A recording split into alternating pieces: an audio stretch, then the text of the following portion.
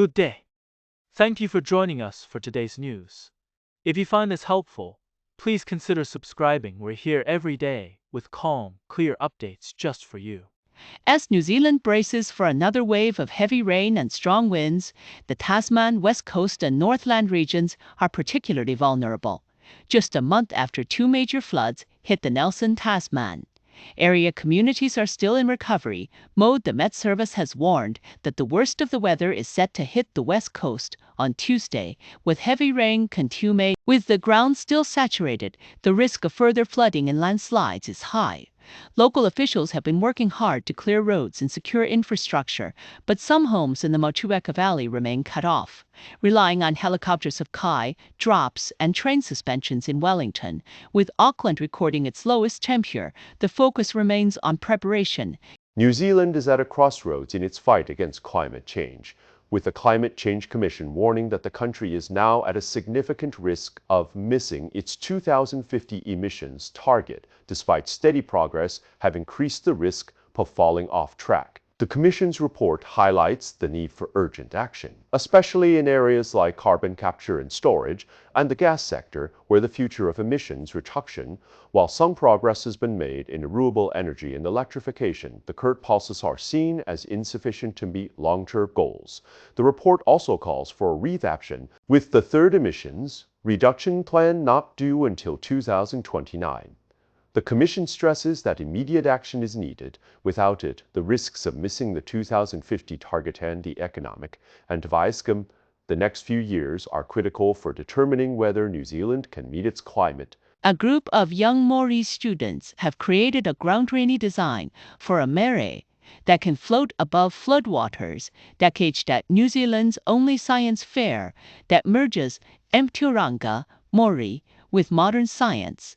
The project, developed by students from Chianji features a platform called Tat. The fair, held in Rotorua, has grown significantly over the past 5 years and now includes schools from across the country.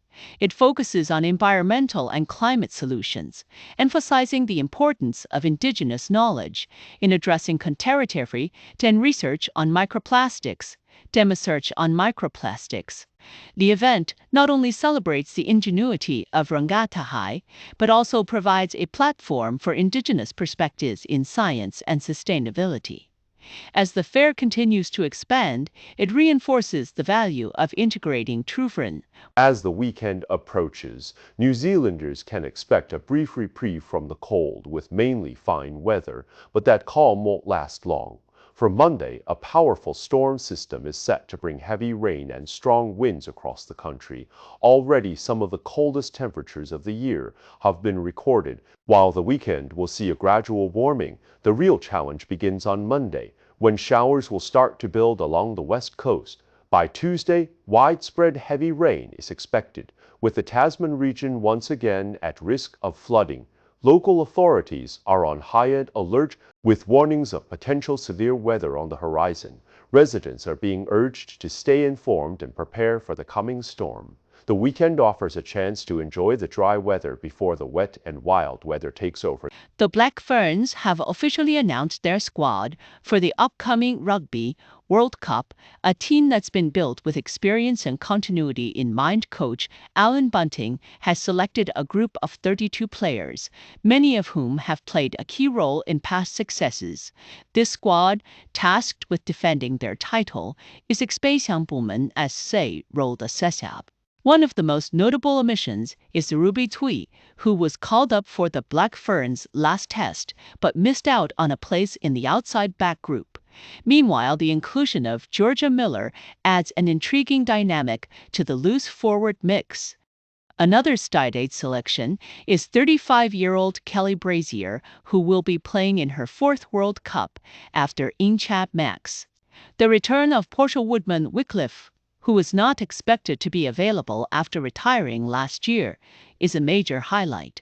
Her decision to return to the Black Ferns speaks volumes about her commitment to the team, and the sport co-captain Ruahei Demant will provide leadership alongside Tukofu, with the team aiming to build on their recent success.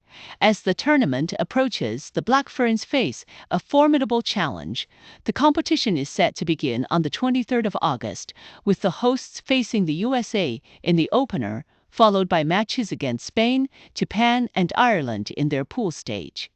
This is a crucial moment for the Black Ferns as they look to make their mark on the tournament. New Zealand is facing a worrying increase in house fire deaths, with officials linking the trend to the use of alternative heating methods driven by the cost of living crisis. Over the past year, 17 people fire in emergency New Zealand's Pete Gallifers.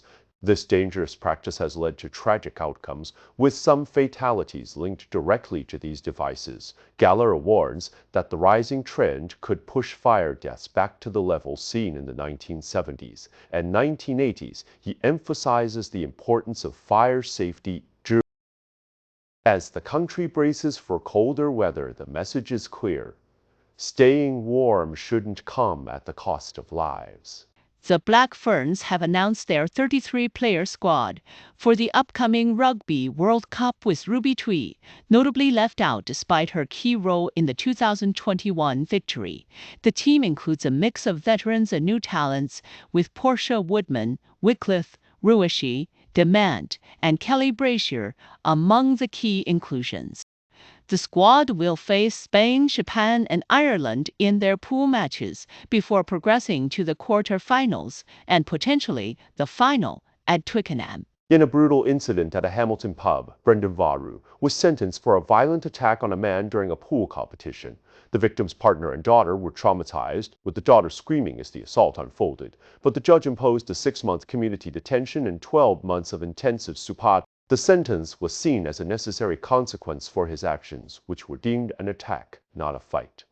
In a recent court case in Hamilton, New Zealand, Brendan Varu was sentenced for a brutal attack that left a man severely injured and his family traumatized. The incident took place at a local pub last October, where Varu and 2 associates called out the victim's friend, demanding a fight. The victim, who was smaller and older than Varu, was repeatedly punched in the head and kneed in the face.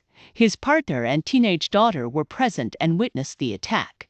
With the girl emitting a blood-curdling scream, the victim's partner described the scene as not a fight but an attack, and said she felt helpless as Varu continued to strike without restraint. The court heard that Varu's defense argued for leniency, citing his remorse and completion of an anger management course. However, the judge emphasized that the severity of the assault warranted arbitration.